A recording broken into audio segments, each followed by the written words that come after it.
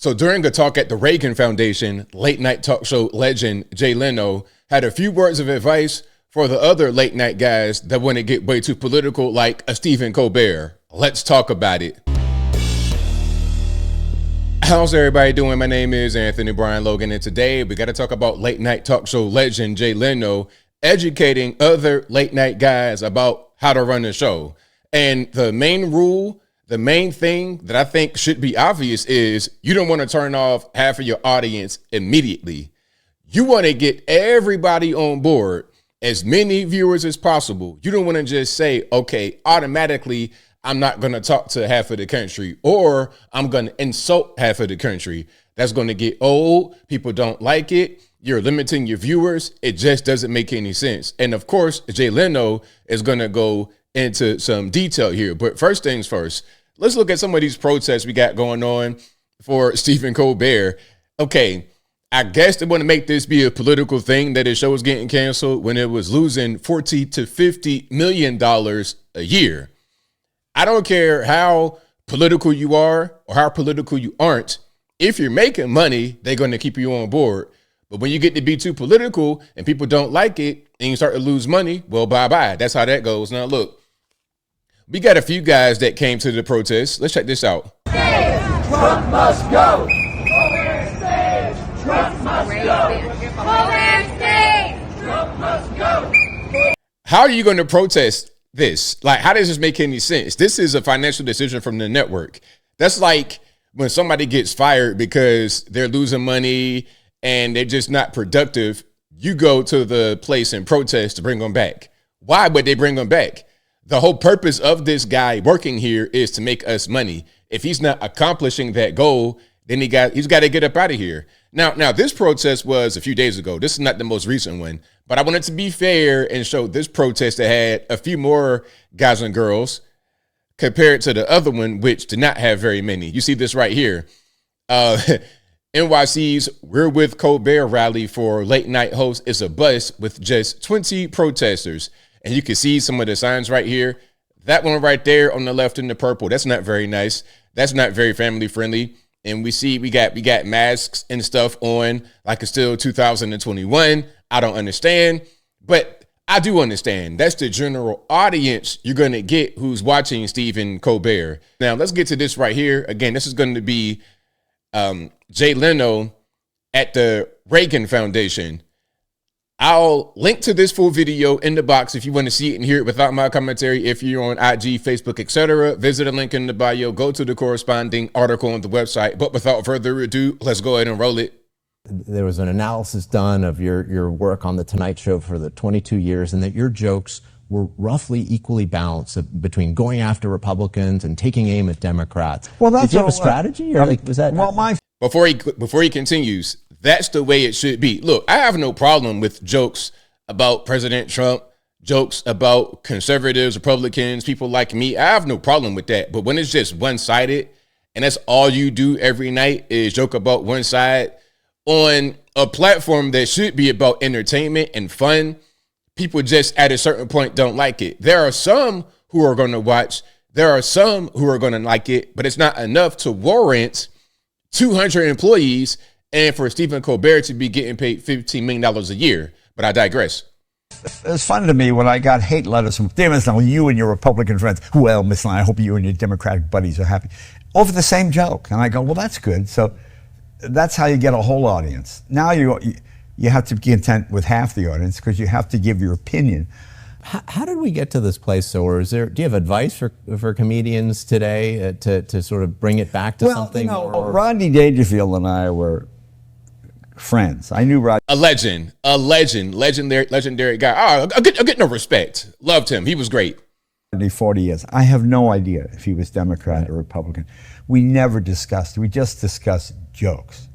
And to me, I like to think that people come to a comedy show to kind of get away from the things, you know, the pressures of life. Wherever. Yes, exactly. You're going to a comedy show or you're watching the movie. You're engaging with entertainment to get away from all that extra, heavy political, I hate you, you hate me, all of that type of stuff. But when you go there and you get that, which you were trying to escape from, it's like, what are we doing? It might be. And I love political humor, don't get me wrong, but it's just what happens was people wind up cozying too much to one side or the other. Comedy can be used to unite or divide people. Do you have any advice on how we can use it for common ground? Well, this is a great uniter. Funny is funny. People either, it's funny when someone who's not,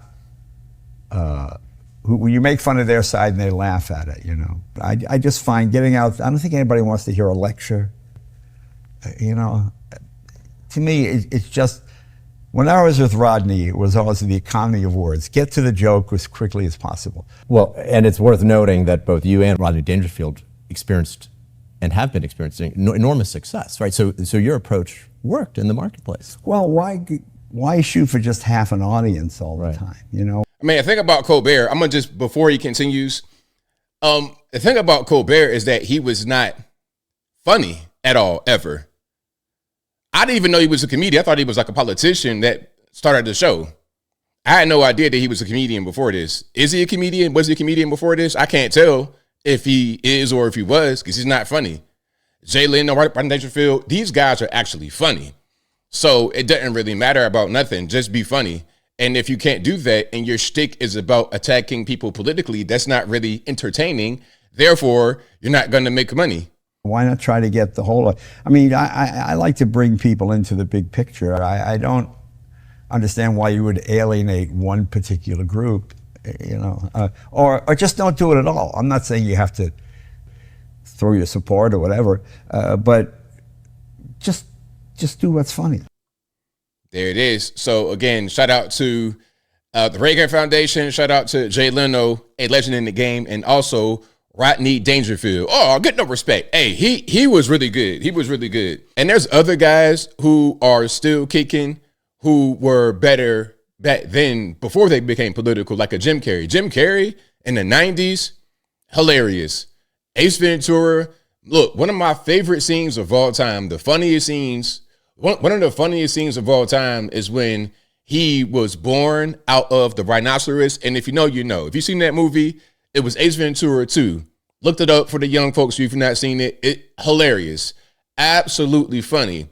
But then when I see Jim Carrey now, and it's all about I hate Trump, Orange Man bad, it's like, where is the funny at? I don't really want to watch Jim Carrey or listen to him talk about that. I don't want to hear anybody talk about that kind of stuff if it's about just being funny. Unless your joke about this person or that person is funny, and it's not just you hating because you don't like them. But as I close, I want to say this. Shout out to Jay Leno. He's right on point with that. I agree with him 100%. It shouldn't be about attacking one side or the other. And the host, I don't know his name, pardon me. But what the host said about, hey, what you guys are doing is working. So maybe more should take your angle, your approach. The problem with that is not everybody can do it because they're not really talented. That's what it boils down to. I want to see talented comedians tell jokes. I don't care who it's about, who it offends. If it's funny, it's funny. But when you're not funny and you have to substitute humor, talent, timing with a shtick, Orange Man bad, it may last for a while the media is still propping it up, putting billions of dollars behind it. But once that dies down, so will your show. And once Trump is out of office, these Colberts and whatnot, they're not going to have any more to speak about. But I think I'll leave that right there for now. And what say you? What's your opinion about what Jay Leno said about you shouldn't alienate one particular half of your audience? You should want to get everybody on board, as many people as possible, to enjoy what you create. Whatever your thoughts on that are, let me know in the comments below. You guys know where I'm at. He is 100% correct. Shout out to Jay Leno, a late night legend. Back when I used to watch late night shows, I would watch a Jay Leno. He was always funny. And back in the day, Jimmy Fallon used to be pretty good too. I've not watched him recently because Fallon, Kimmel, all of them, they kind of fell into the whole Orange Man bad thing and having that be their shtick every night. And that's just not entertaining. It's funny if you can make a joke about Trump occasionally And it just makes sense.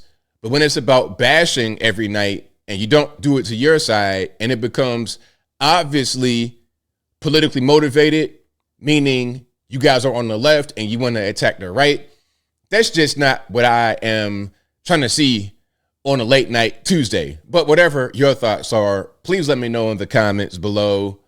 And that's all I got to say for this video. If you like what you heard, please comment, rate, share, and subscribe. Peace.